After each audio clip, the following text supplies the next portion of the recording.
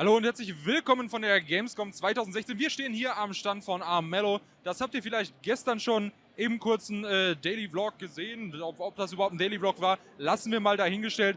Aber wir stehen hier auf jeden Fall mit Darcy. Den kann ich auch gleich nochmal einblenden. Und das ist ein richtig cooler Dude. Der hat nämlich an der Entwicklung teilgenommen. Aber der spricht kein einziges Wort Deutsch. Deswegen werden wir jetzt auf Englisch wechseln. Hi Darcy, how are you doing? Good, thank you. How are you? I'm very fine. I've heard you're a little bit tired.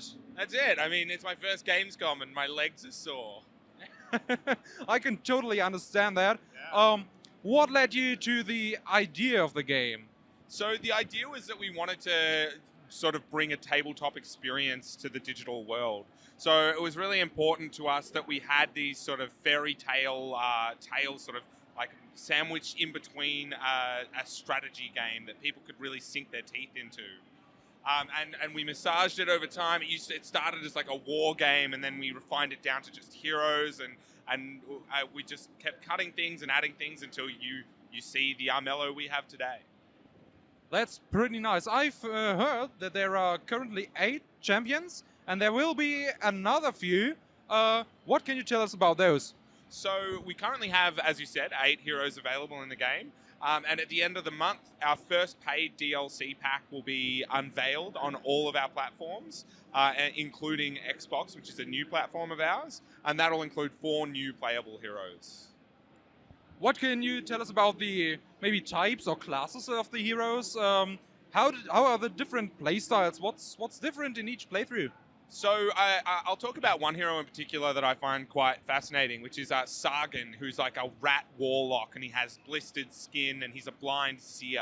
So he wears this mask to hide his ugly face, essentially, and he sees through the veil.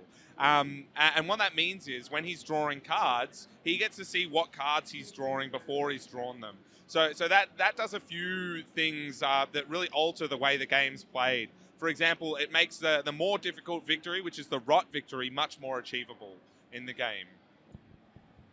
When it comes to achievements like this rot victory, will there be another few, like, or will it stay at the same level? No, we're not adding any more achievements or anything, but not this time around anyway. Okay, let's talk a little bit about the basic game, because I know little about it. And I really have to admit this. What is the basic play principle?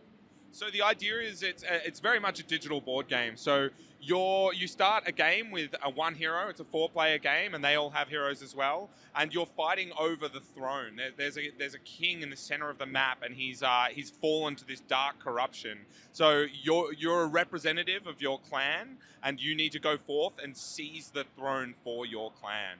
So that the person who grabs the throne first is the winner of the game, and there's a bunch of different ways that you can do that. Like you can bust into the palace and fight him by force, or you can collect these ancient relics called spirit stones and banish him. He doesn't make it in the process, by the way.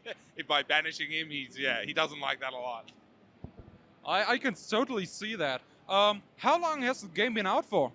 We launched in September of last year, but we've been implementing these sort of thematic content patches. We've implemented 4 so far, and they're almost like mini free expansions. We implement new house rules and new cards, and even sort of broader mechanics as well.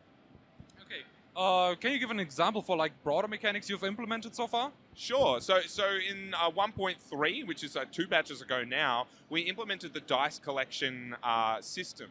And what that is, when you play multiplayer games, you can find both chests and keys, and you combine them, and you can find these new dice. And we lean heavily into Steam's inventory system, so people can collect these dice, they can sell them to other players, and they can trade them.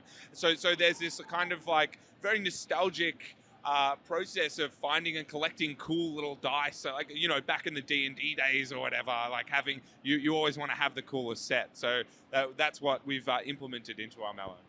That sounds really, really cool.